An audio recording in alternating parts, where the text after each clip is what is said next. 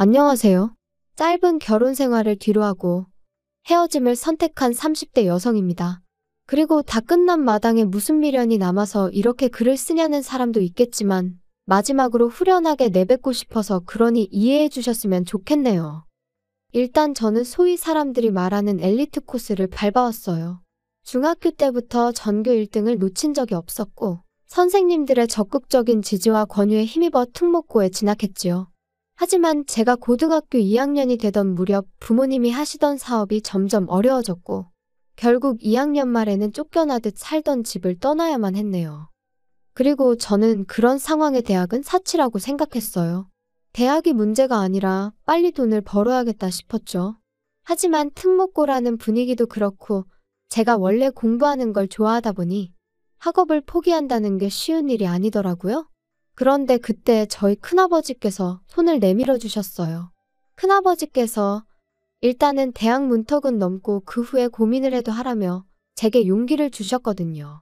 게다가 결국 제가 S대에 합격한 걸 아시고는 첫 학기 학비를 내주셨지요.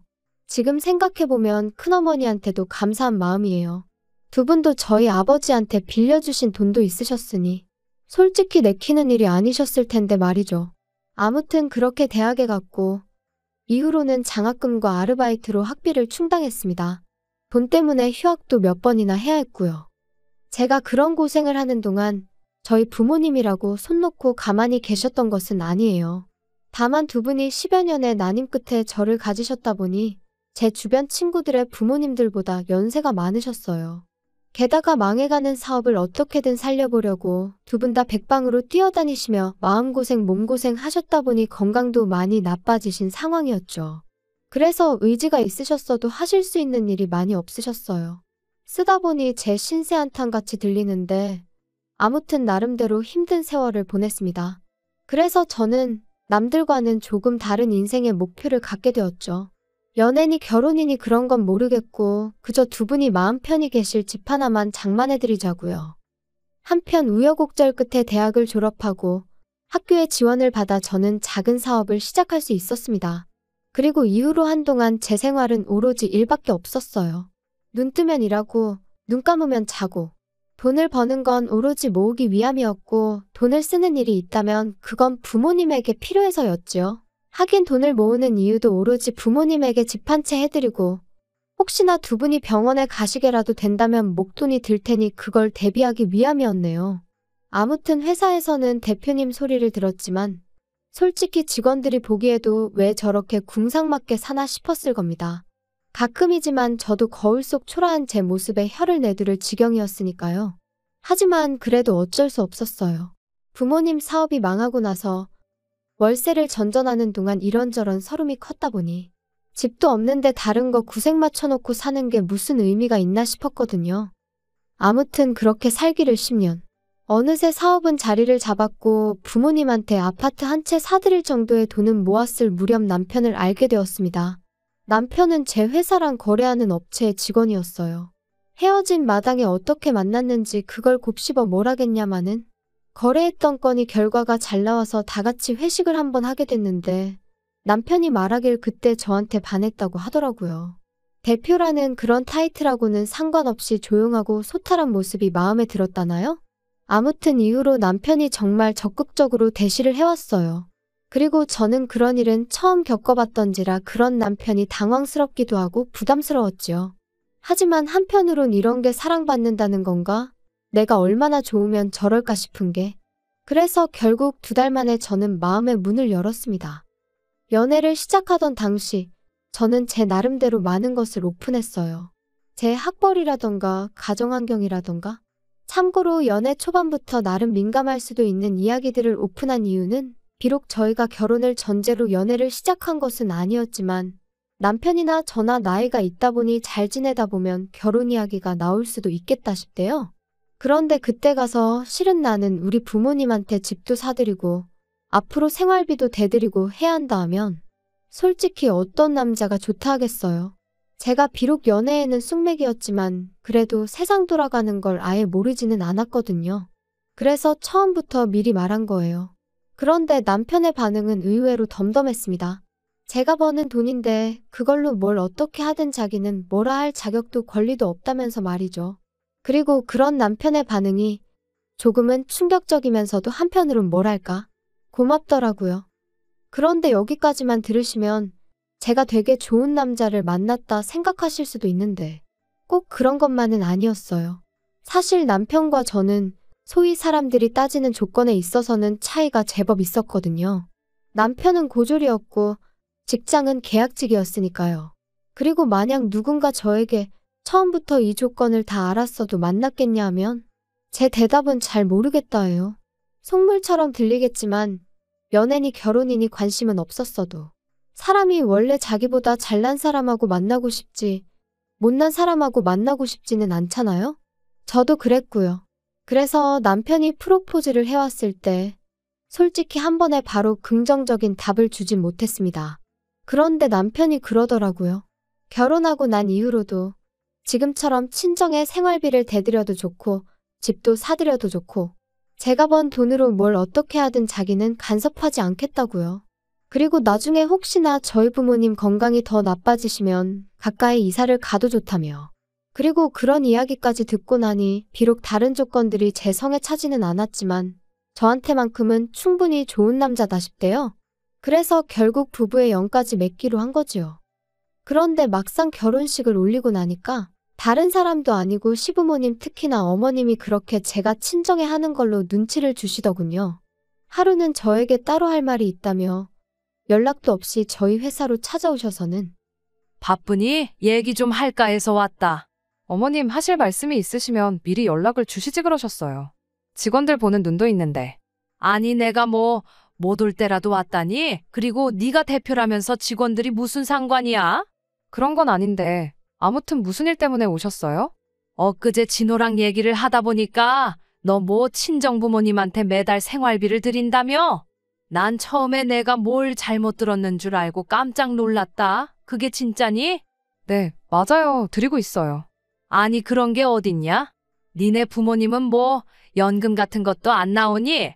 그런 거랑 별개로 제가 챙겨드려야 해서요. 황당하다 정말이지.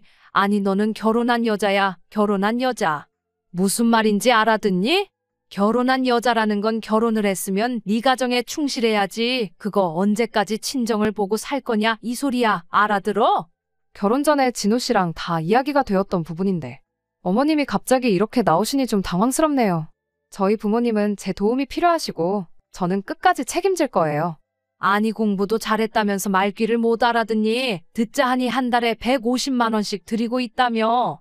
노인네 둘이 사는데 무슨 돈을 그렇게 많이 주냐? 진호 씨 돈은 한 푼도 안 들어가고 있으니까 걱정 안 하셔도 돼요. 아시는지 모르겠는데 저희 돈 관리 따로 하고 있거든요. 결혼을 했는데 왜 돈 관리를 따로 하니? 같이 해야지. 요즘 애들은 정말 이상하다니까. 진호 씨 벌이로 대출까지 상환하면 자기 쓸 돈이 없다고 하더라고요. 그래서 돈을 따로 관리하는 대신 대출도 저 혼자 갚는데. 아이고, 내가 그런 것까진 모르겠고 아무튼 친정에 작작해라. 그리고 너 내 입장도 생각해봤니? 지 친정에는 150씩 주면서 우리한테는 50이라니. 내가 말 안 하려고 했는데 듣고 나서 화딱지가 나더라. 시부모는 부모도 아니냐? 그런 건 진호 씨하고 얘기해보시는 게 좋으실 것 같아요. 그리고 저도 말 안 하려고 했는데 그 50은 진호 씨 돈이 아니고 제가 드리는 건데. 아이고 그 돈으로 유세 부릴 생각이면 꿈 깨라. 그리고 이후로도 어머님은 계속해서 한마디로 친정에 작작 퍼주라며 저를 나무라셨는데 도무지 납득할 수가 없었습니다. 왜 이제 와서 저희 결혼 생활에 자꾸 관심을 가지시는 건지 부담스러울 뿐이었죠. 솔직히 결혼할 때 제 친정 상황이 그렇다 보니 시부모님한테도 도움을 받을 생각이 없었어요. 괜히 나중에 말 나올까 걱정이었거든요. 그리고 다행이라고 해야 할지 시부모님도 처음부터 도와주실 생각이 없으셨더라고요. 두 분이 말씀하시길 너희는 너희 알아서 살라고 당신들은 당신들이 알아서 살겠다고. 서운하게 들으려면 얼마든지 서운한 말이지만 또 좋게 생각하면 적어도 저희한테 기대지는 않겠다는 말씀이셨으니 저는 좋은 쪽으로 받아들였습니다. 그런데 이제 와서 친정에 뭘 해주는지 왜 당신들한테는 안 해주는지 그런 걸 따지시니 답답하고 황당할 수밖에 없었지요. 그런데 어머님의 돈 없는 간섭은 여기서 끝이 아니었습니다. 그날의 불편한 대화 이후로 저도 사람인지라 한동안 도통시댁에 뭘 하고 싶은 마음이 안 들더라고요. 그래서 남편이 시부모님 모시고 밥이라도 먹을까 하면 당신만 다녀오라 했고 제 나름대로 자리를 피했던 게 사실이에요. 그도 그럴 것이 만나면 또 친정부모님 이야기가 나올 것 같았고 거기다 대고 제가 왜 해명 아닌 해명을 해야 하는지 상황을 가정하는 것만으로도 너무 스트레스였어요. 그리고 그렇게 한 3달 정도 지났을 무렵 저는 저대로 제 나름의 수건사업이던 친정부모님의 아파트를 장만했습니다. 구축이었고 대출도 끼어 있었지만 어차피 제 명의로 된 제 재산이었기에 여러 가지로 걱정보단 기쁨이 컸어요. 그런데 남편은 말하기로는 자기는 그저 제가 너무 멋지고 자랑스러워서 그랬다곤 하지만 아무튼 남편이 이 이야기를 시부모님한테 한 거죠. 그리고 이 이야기를 듣고 시부모님 특히나 어머님께선 어떻게 이럴 수가 있냐면서 크게 노여워하셨던 모양입니다. 남편이 저를 보자마자 자기가 미안하게 됐다며 사과부터 할 정도였으니까요. 상황을 알게 된 저는 당황스럽기도 하고 한편으론 어머님의 그 노여움이 언제 폭탄처럼 터질지 알 수가 없었으니 말 그대로 안절부절이었어요. 또 이러다 저번처럼 회사로 찾아오시면 어쩌나 그 걱정도 되었고요. 그리고 아니나 다를까 어머님은 또다시 연락도 없이 막무가내로 저희 회사로 찾아오셨습니다. 하지만 다행히 창립기념일이라 저만 사무실에 나와 있었거든요. 그래서 시쳇말로 개망신은 피할 수 있었죠. 아무튼 그렇게 찾아오신 어머님께선 저더러 제정신이냐 하시며 소리를 지르기 시작하셨습니다. 내가 분명히 지난번에 알아듣게끔 잘 이야기를 했다고 생각했는데 너 어떻게 그럴 수가 있냐? 니네 부모한테 뭐 아파트를 사줘? 네, 맞아요. 사드렸어요. 그런데 저 솔직히 어머님이 왜 이렇게 화를 내시는 건지 모르겠어요. 이것도 다 결혼 전에 진호 씨랑 얘기가. 시끄러워. 걔가 뭘 안다고 자꾸 걔 핑계를 대니 너는. 설령 내 아들이 물러터져서 그러라고 했다 치자. 그래도 너 내가 분명히 말했지. 너는 결혼한 여자라고. 친정에 자꾸 퍼나르지 말라고 내가 말했어 안 했어? 그런데도 집을 사줬다는 건 한마디로 시애미 말을 개무시했다는 거지. 어머님 정말 왜 이렇게 화를 내시는 거예요? 제가 돈 벌어서 제 부모님한테 효도한 건데 그게 그렇게 문제인가요? 제가 그렇다고 진호 씨 돈을 가져다 쓴 것도 아닌데.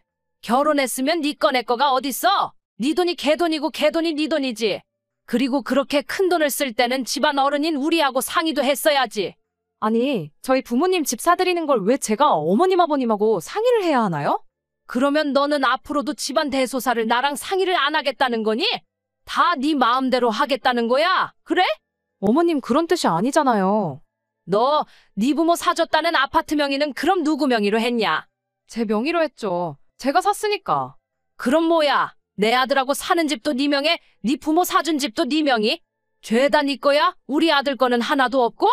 아니, 진호 씨가 대출을 못 갚는다는데 같이도 못 갚겠다는데 진호 씨 명의로 어떻게 해줘요? 너 정말 웃기는 애구나. 너 그럴 거면 내 아들하고 결혼은 왜 했니? 그렇게 너 혼자 다 독식할 거면 결혼은 왜 했어? 도대체 무슨 말씀을 하시는 건지 모르겠어요. 제 돈으로 제가 산 집을 제 명의로 했다는데 어머님은 그게 지금 이해가 안 되시는 거예요? 나는 네가 너무 이기적이라고 생각해. 지하고 지 부모밖에 모르고 아주 못됐어.